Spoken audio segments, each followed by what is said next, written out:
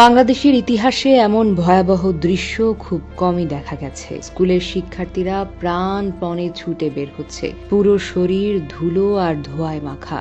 আতঙ্ক আর কান্না মিশ্রিত এক ভয়াল পরিস্থিতির সৃষ্টি হয়েছে রাজধানীর উত্তরার দিয়াবাড়ি এলাকায়। আজ সোমবার দুপুর 1:30 বাংলাদেশ বিমান বাহিনীর একটি F-7BG মডেলের প্রশিক্ষণ যুদ্ধ বিমান মাইলস্টোন স্কুল অ্যান্ড কলেজের ক্যাম্পাসে বিধ্বস্ত হয়। বিমানটি কলেজের ক্যাফেটেরিয়া ভবনের ছাদে গিয়ে আছড়ে পড়ে। সঙ্গে সঙ্গে ভয়াবহ আগুন ধরে যায় এবং বিকট শব্দে কেঁপে ওঠে আশেপাশের পুরো এলাকা। ঘটনার পরপরই ফায়ার সার্ভিসের 8টি ইউনিট, বাংলাদেশ সেনাবাহিনী, নৌবাহিনীর সদস্যরা উদ্ধার অভিযানে যোগ দেন। 2 জন নিহত হয়েছেন। ঘটনাস্থলে যান বিমানের পাইলট ও সহ পাইলট, এই বলে নিশ্চিত হওয়া গেছে।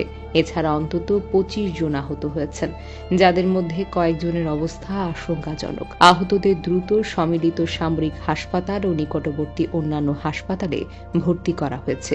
ভিডিও ফুটেজ ও প্রত্যক্ষদর্শীদের বর্ণনা অনুযায়ী দুর্ঘটনার পর ভবনের ভিতর থেকে শিক্ষার্থীরা ও শিক্ষকেরা আতঙ্কিত হয়ে দৌড়ে বেরিয়ে আসতে থাকেন। অনেকে তখনও হতভম্ব অবস্থায় পড়ে যান ধ্বংসস্তূপের পাশে।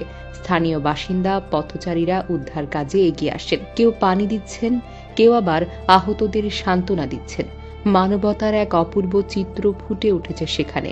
আগুন বর্তমানে নিয়ন্ত্রণে এসেছে বলে জানানো হয়েছে।